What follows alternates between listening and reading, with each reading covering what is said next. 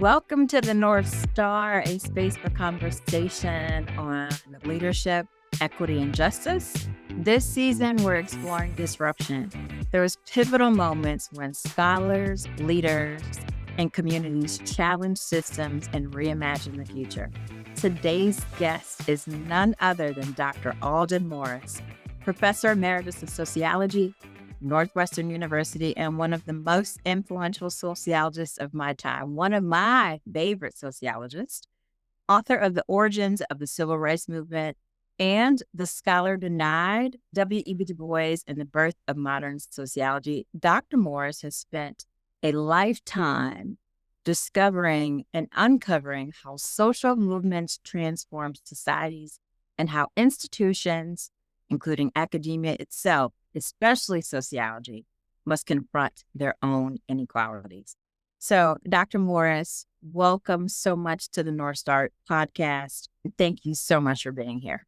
Well, thank you for having me, and thanks for all of those generous remarks. And so it's a pleasure to meet you. Yes. Now, I've already shared you're one of my favorite sociologists, and I'd like to kind of share more with you why. So I kind of grew up in sociology as someone who has folks in my family who are professors and also sociologists, who have folks who are civil rights activists in their own right, everyday folks who are scholars, as it were. But as someone who I finished my Ph.D. in sociology in 2008. It was a much, much different time in 2008. I think we all know why. But my story is a little bit different. When I was doing my doctoral work, especially my master's work, I felt that I didn't have a lot of mentors and folks that I could look up to who encouraged me on a regular basis to think about exploring sociologists who look like me. And I am very encouraged and have always been encouraged about your work and your career as a sociologist, because it has been very, very important to you to bring up the rear, if you will. You have, of course, you were the 2021 president of the American Sociological Association, and your work and your life has been about committing to building a pipeline of scholars. So can you tell us about what that has been like to you and why you have been so intent on bringing up the rear, building that next generation of sociologists, particularly scholars of color? Yes, I think I try to influence other young scholars, not just in sociology, but in social science and in the humanities. When I was in graduate school, there were hardly any Black professors that I knew. There were very, very few Black graduate students even in sociology. And I had been active even at the undergraduate level in trying to bring in more scholars of color, students of color, so that they could get degrees and build careers and so forth. So when I went to grad school, I continued my activism. I went to State University of New York in Stony Brook, and we immediately started agitating to bring in more students of color and to bring in faculty of color. So it's been one of the things that I've just been dedicated to. I'm a child of the civil rights movement, just a few years younger than your cousin, George Ladner, whom I love and whose work I deeply respect, both as an activist and as a scholar. And so then while I was studying for my Ph.D., I recognized that we hardly read any scholars of color, never took an exam on any of them and so forth. But I had already started to read scholars of color even before I went to grad school. So I knew about W.B. Du Bois. I knew about E. Franklin Frazier. I knew about Oliver Cox. I knew about Frantz Fanon. But we had none of that assigned to us. And so one of the things is that I said, that this needs to be different. There's a whole history, the whole body of scholarship that's being omitted. And so then I decided in grad school, I asked my mentor or my advisor why we didn't study W.B. Du Bois. And he essentially told me that Du Bois was not a sociologist. And so I argued a little bit, but I was a grad student, and so I knew not to get too far out of place. But I made up my mind then that I was going to set the record straight, that I was going to bring Du Bois to the world of scholarship, especially in sociology and the social sciences. And that's how my book, The Scholar Denied, came about. But to conclude, in terms of your question, I think that it is very important for scholars in academia and even outside of academia to bring different voices to the table, not just Black, not just other people of color, but scholars from different kinds of backgrounds, from poor backgrounds, women, and so on, because it enriches the academy. And so I've been dedicated to try to make this happen as far as I can as an individual. But let me not hesitate to say that I haven't done this by myself. There have been other scholars like me who had the same mission. And I can say to you, since you just described what it was like when you went to grad school in 2008, I can tell you that it's 100 times better now. And there are many scholars of color. There are far more women scholars, and they have brought new paradigms to the academy. They brought new sense of understanding the world to the academy. And so, yes, I'm very dedicated to diversifying the academy. I love that. Now, you were told in the 60s that Du Bois was not a sociologist. Your professor told you this, right? Yeah. Du Bois is not a sociologist. Though let me correct one thing. Though I'm old, that did not happen in That was in 60s. 70s. That was in 70s. Pardon me. I'm so sorry. That's not Early 70s. This was about 76. 76. I knew when that. Forgive me. when I had begun. It's not a problem. When I had begun to work on my dissertation, and I discussed it with my dissertation advisor, and I was told that Du Bois was not a sociologist. Now, I also want you to know that many of my colleagues, Black colleagues who were at other universities, they were told the same thing. And the reason is that this was just out of their ignorance. They had not read Du Bois. They had not studied Du Bois. They were fixated on the scholars whom they admired, especially European scholars like Karl Marx, Max Weber, and Emil Durkheim. Well, we'll talk more about this in a second, but you point out in your book, The Scholar Denied, right? How Du Bois had influenced some of those folks. Yes. So this was in 1976 that you were told Du Bois was not a sociologist.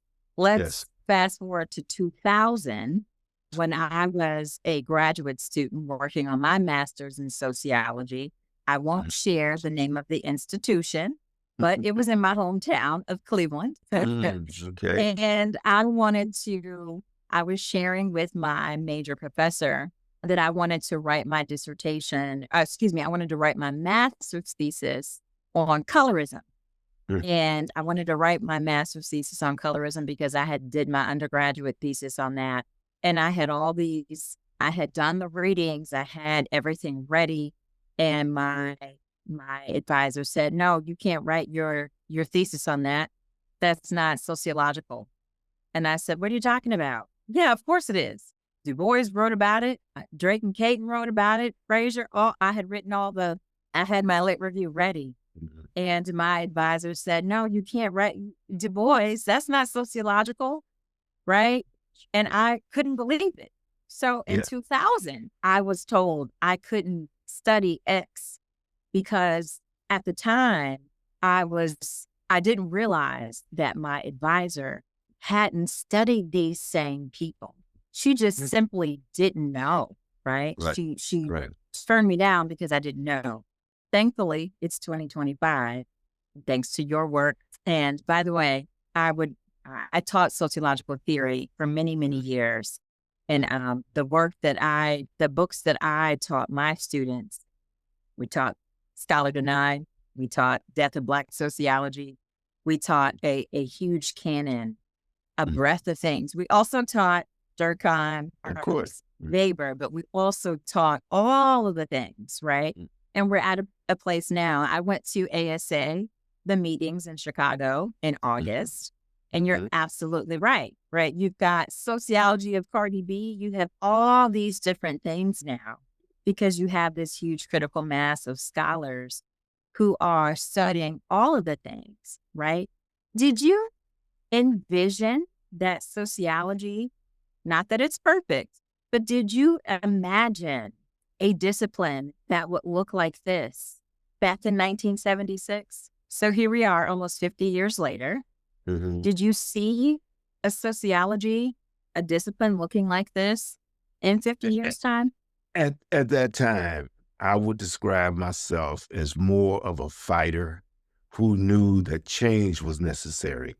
I did not envision that there would be a sociology like what we have today. By the way, there's still many, many limitations and exclusions and stuff. So we are not in the promised land, but we have definitely come a very, very long way. And so the thing that I did know, almost intuitive, is that if you get people into the academy who's never been there, if you increase those numbers, because we come from backgrounds of poverty, of oppression, of exclusion. So when we come into the academy, we want to understand how that happened, how it persists, and how it can be changed. And so I did have this sense that we could shake things up. Now, of course, I did envision the possibility of an academy like today. I researched and wrote The Scholar Denied because I thought that it could have a large impact. I knew that it was going to disrupt the origin story of sociology to Mhm. some degree. You can never know what impact a work will have. And I have been pleasantly surprised at the enormous impact that the Scholar Denied has had. Now there are what we call Du Boisian scholars That's right. who are building a whole different kind of sociology, who's shake the canon. And I can say, I think without any bragging, that I played a big part in making this change happen. However, there were others, and I think a crucial point to be made. There are many younger scholars, many of them of color, who now are just doing all kinds of fantastic work as Du Boisian scholars, bringing in voices that we've never heard.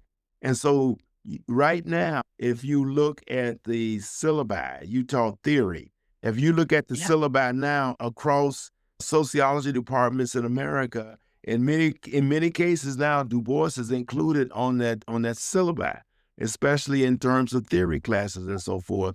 And so I can just say that I am so moved and so pleased to see the canonical changes that are now taking place. Absolutely. Let's unpack that a little bit because, Yes. you and I know Du Bois, you and I understand how huge it is for people now because of your work, your life's work, for people to say that Du Bois is the father of American sociology. For folks who may not know, a lot of people know W.E.B. Du Bois as a civil rights activist in his own right. Absolutely. Mm, mm. But let's talk more about the folks who may not know Du Bois as a scholar, as a sociologist. Can we just spend a little bit of time talking about the pioneer scholar that Du Bois was? Let's boil that down a little. First of all, from the late 19th century up to the mid 20th century, Du Bois was probably the most prodigious sociologist and scholar in the United States. From the age of about 15 to the age of 92, 93, Du Bois published something on average every 15th day of his life. And so if you talked about his CV, if you talked about his resume, it's just staggering how much scholarship that he produced. Even the unpublished works that are very important, those works are just staggering in terms of the volume of them. Now, I want to make what I think is a key point. Many scholars have argued that you don't mix activism and scholarship. Du Bois's career is one that demonstrates that that is a false dichotomy. Du Bois, we got to remember, he was a prodigious activist and a prolific scholar, and he was doing all those things at the same time. And so the major movements of the period, the Niagara movement, the NAACP, the Pan-African movement, all of those Du Bois was either a founder or a major leader in. At the same time, he was writing all of these profound books like The Suppression of the African Slave Trade, like The Souls of Black Folks, like Black Reconstruction, and on and on and on. And in these books, he was presenting unique analysis. That is, in contrast to the mainstream, he was studying poor people, oppressed people from the bottom up, and he was showing the big difference that they made. And so even before I wrote The Scholar Denied, my first book was The Origins of the Civil Rights Movement. And that work was also very much inspired by Du Bois's perspective, because I looked at the civil rights movement from the bottom up. I showed how local people, ordinary people, generated that movement, sustained that movement, came up with the strategies for that movement. And so the Origins of the Civil Rights Movement is a very Du Boisian type of text. And so what I'm saying then is that in contrast to the mainstream sociology by white sociologists, they looked at society from the perspective of elites. They looked at society from the perspective of the white dominant group. And Du Bois turned all of that upside down and looked at it from the perspective of people who were colonized, from the perspective of women, from the perspective of Black people. And it just brought in a whole new way to see the world. And I would also add that the sociology before Du Bois and during the period in which he was marginalized did not document the agency of people at the bottom and the extent to which they have changed society. So one key example is that in Black Reconstruction, which Du Bois published in 1935, I believe, what he showed is that the slaves themselves, who were actually responsible for the Union winning the Civil War. And in that case, what he's arguing and presenting data is that the slaves freed themselves through their own agency. And so that is the profundity of Du Bois's scholarship. And as I said, there's never been a scholar, or certainly on the American landscape, that has produced more scholarship than Du Bois. And our job now is to discover that scholarship, to read that scholarship, to dissect that scholarship, because there's still so much we don't yet understand. So the main difference between Du Bois and other sociologists is that sort of the traditional, and I'm putting that in quotes, the traditional academic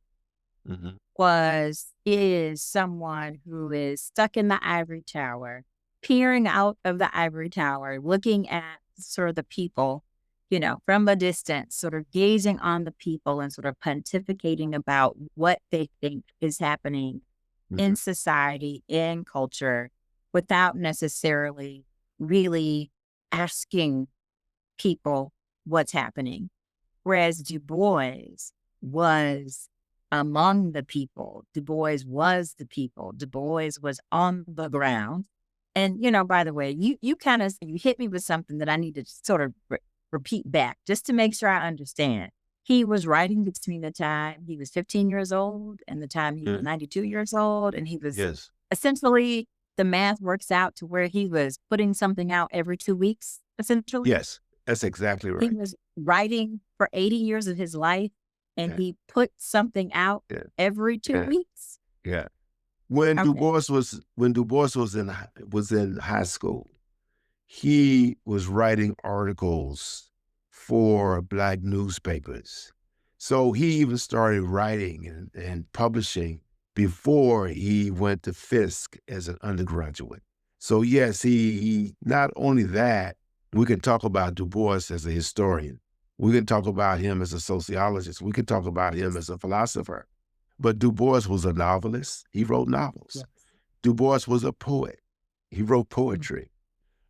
He was a photographer. He was a journalist. His magazine that he created, The Crises, was the most important magazine, especially for Black people in the early 20th century. And the Crisis magazine is legendary. Another major scholarly journal that Du Bois founded was Philon. And so Du Bois Yes. he was an institutional builder. He was an activist and he was a scholar. From my standpoint, I'm pretty prolific. I have no understanding of how Du Bois did all of this. I do not understand how you are founder and a leader of the major movements of your era and that you are constantly writing all kinds of scholarship. And then you are creating magazines and you're writing poetry and you're writing novels. And by the way, he also was clear that he was having a lot of fun at the same time. And I so heard about that. I don't clearly understand how he did all of this. But you know, there are geniuses that come along. And I think another thing that is very important for me is that I was pissed off in grad school that I couldn't study anybody who looked like me. That scholars who looked like me were being totally ignored. I mean, even E. Franklin Frazier and Drake Yes. and Caton and Oliver Cox and all of them, they weren't really being taught either. And this is a generation of Black scholars that Du Bois had really seriously influenced. And so, yes, I think that it is so. Here's the thing. Martin Luther King, this is what he said about Du Bois. He said, you cannot understand where Du Bois's scholarship began and where his activism ended, that they were blended all together as one piece. And so for me too, I've never just been an academic. I've always been an activist. I've always been involved in movements. By the way, one of the things I want to echo what you said a moment ago, what made Du Bois so special at the beginning of American sociology is that, like you said, he was out in the communities studying people. He was in their homes, studying them, asking them questions. He was in their churches, studying their churches. He was inside of their voluntary associations like the lodges and the sororities and the fraternities and so forth. And so in his first book, The Philadelphia Negro, for that study, he studied the Black people in Philadelphia, segment of the Black community in Philadelphia. He literally went to every home and interviewed those people, went to all of their churches, went to all of their clubs. He would hang out where people were dancing and everything. And so what we see then is this work from the ground up where Du Bois has made it clear, I know from where I speak because he had studied these people on the ground. Whereas a white sociologist at the University of Chicago, at Yale, at Columbia, they were much more ivory towers to sort of sociologists. And this is why I say and make the argument that Du Bois was the first empirical theoretical sociologist in the country and built a great sociology department, a great social science department at a HBCU, Atlanta University, which is Clark Atlanta now. And so what the scholar denied did was I entered into a big fight. It was assumed and had been documented that the University of Chicago was a place where American sociology was founded. And so what I've done is turn it upside down and documented the fact, no, no, no, no. It was actually a Black scholar at a HBCU that is in the vanguard of American sociology as a founder of American scientific sociology. So, I have always wondered this. So I'm going to pose this question to you. I was upset as a grad student too.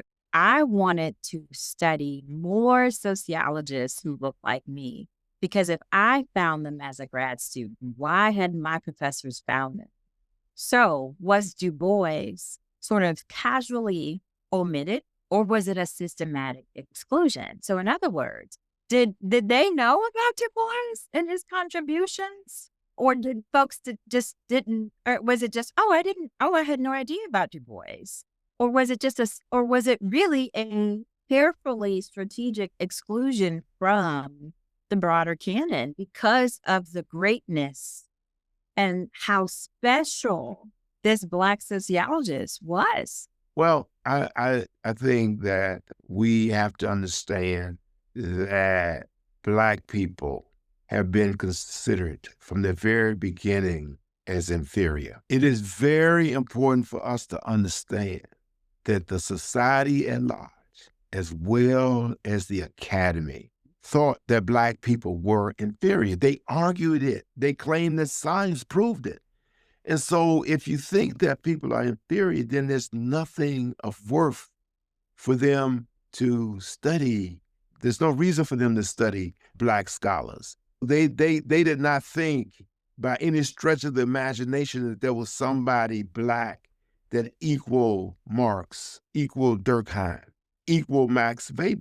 It just didn't come into their minds. And so what I argue is that it was a profound ignorance in the mainstream about scholars like Du Bois. They did not bother to read them. And so it was not like they got together and said, let's exclude Du Bois. Let's marginalize Du Bois. Let's exclude Frantz Fanon.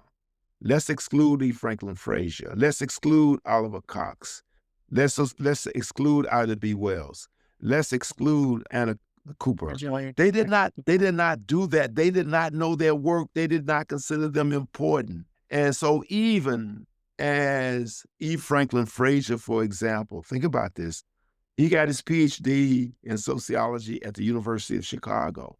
His advisor was considered one of the founders of American sociology, and his name was Robert Park. Yeah. But when E. Franklin Frazier finished at Chicago with his Ph.D., he could not work in a predominantly white institution. He could not work at the University of Chicago. He could not work at Harvard. He could not work at Yale. He could not work at Northwestern. And so, of course, then he had to work in HBCUs.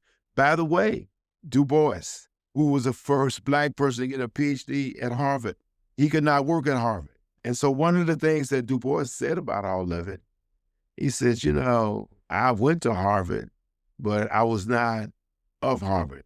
And he said, if anything, it's a great honor for Harvard to claim me, not the other way around, right? And so what I'm saying to you is that when I wrote The Scholar Denied, my colleagues at Northwestern and elsewhere, many of them were very open to what I had to say because they realized, God, have we been ignorant?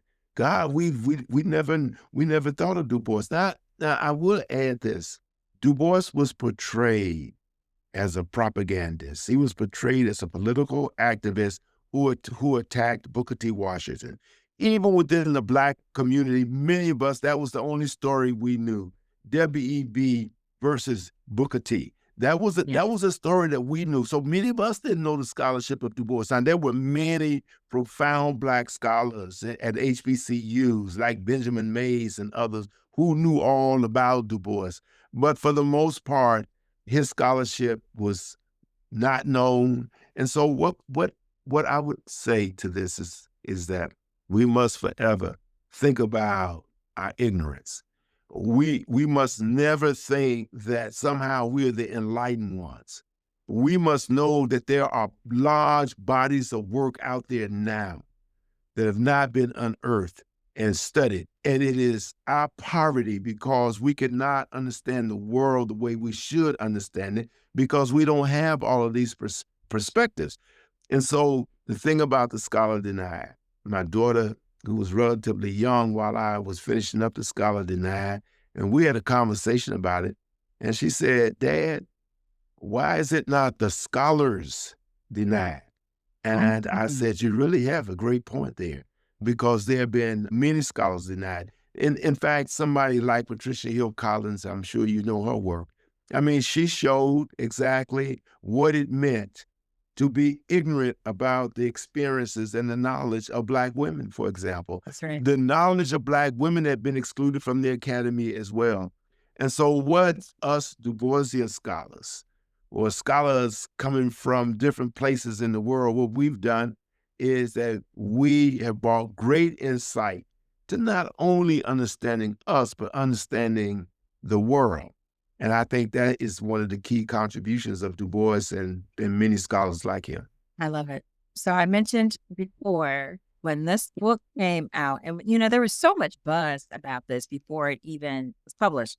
You and I have never met. Right. Like I said, you're one of my favorite sociologists, and I could not wait for this book to come out because at the time I was at the University of North Florida teaching. I was there for a decade, and I started teaching sociological theory because I never, ever in a million years thought I would teach theory, because it was something that I was always, taught to be afraid of. But I remember a couple of my colleagues talking about how many of the students of color who were failing theory and having to repeat theory. And I said, not on my watch. Let me teach theory. And I knew why they kept failing theory, because nobody was really speaking to them. And so I started teaching theory, and I started teaching a diverse canon of scholars, and people started enjoying theory. And so I started teaching your work. I started teaching Joyce Ladner, my cousin's work, The Death of Black Sociology, and people started really enjoying theory. And so this work has, of course, been received so many accolades, and so much has been so very, very well received in the discipline and beyond, because it is, to your point, filled such a massive gap in the discipline and beyond. So here's my question to you. Du Bois is sitting here with us in the Zoom. What would he say about this book? There are a few individuals in history that anticipate that many of their insights will be discovered long after they are gone. Du Bois said in his last message to the world that there will be others who will come along and complete work I did not finish. And he said, perhaps they will even do it better than I. And he said, in that discovery, that will be my applause. I think that Du Bois definitely anticipated this Zoom visit. The thing that's very, very interesting is that he left such an organized trail behind. I mean, when you go into the archives and start reading Du Bois's work, you're going to see a letter to his grandmother when he was 13 years old. So all of these papers, millions of papers of his, correspondence, manuscripts and all, they're all organized and easily discoverable. Who does that? And so I think that he was well aware that I have done something important in this world, and that though it is not recognized now the way that it should be, but like Dr. King said, truth crushed to earth shall rise again. And I think that Du Bois would say, well, Dr. Morris, pretty well done, but you've only just begun. And would push all of us to carry on in this tradition that is studying the agency of the oppressed, trying to figure out how can all humanity be liberated. I think it's very important for me to say right now, Du Bois was very interested in the liberation of African Americans. He was very concerned about the liberation of Black people in Africa and all over the world. But what is not that clearly understood is that Du Bois was a master humanitarian. He cared about the uplift, the liberation of people globally. And so he studied Asians. He studied Africans. He studied people all over the world, India. He was corresponding with leaders and scholars, Brazil, Cuba, all over the world. And he was one of the first Black men. Frederick Douglass, of course, was the first, but who championed women's liberation, who studied women and argued about their importance and their agency. And so it is not just important to discover Du Bois to find out what he had to say about Black people and their oppression, but what he had to say about the liberation of all humanity. He almost went to jail because he was a peace activist, because he opposed nuclear weapons. The FBI and so on accused him of being a spy, and he had to go to trial. He was handcuffed as a ordinary criminal and so forth. Hurt him deeply. So I just want to point out that Du Bois is a treasure to the world, and not to any one group of people or segment of people. But if we wish to move forward in terms of civilization and humanity, people like Du Bois need to be studied. Yeah. And this is the true promise of sociology, right? Yes, yes. Du Bois is the epitome, the essence of true sociology. Right? Yes, We're yes, doing our jobs as sociologists, yes. right? You know, one of the things we haven't talked about it very much, but I first kind of came on the scene with my first book, Origins of the Civil Rights Movement. Origins had I would say, has a great impact as a scholar denied. You know why? Because almost all of the scholarship on the civil rights movement had argued that that movement came about because of what presidents did, because of what Congress people did, because of what the Supreme Court did, because of what white liberals did, because of what the media did. And because I grew up in Mississippi under Jim Crow, because I went to the Black church, because I knew how Black women worked in their power. And when I read all of the scholarship on the civil rights movement, I said, I don't believe that these external forces were the driving force of the civil rights movement. And so when I started going out, originally the origins of the civil rights movement was my dissertation research. And so I had the very privilege of going and interviewing many of the major activists of the civil rights movement. Those interviews, some of them are in the origins of the civil rights movement. And what I was able to show is that, no, if you really want to understand the civil rights movement, you got to get in those Black communities. You got to study these Black women who participated. You got to study these Black students who participated. You got to study these Black lawyers. You got to study Rosa Parks and so forth from a different kind of perspective. I call it the indigenous power of the civil rights movement. They were the people who drove that movement and made it one of the pivotal movements, not just in America, but in the 20th century. And so once again, it's because I had a kind of Du Boisian approach. Study the world from the bottom up and see what we discover.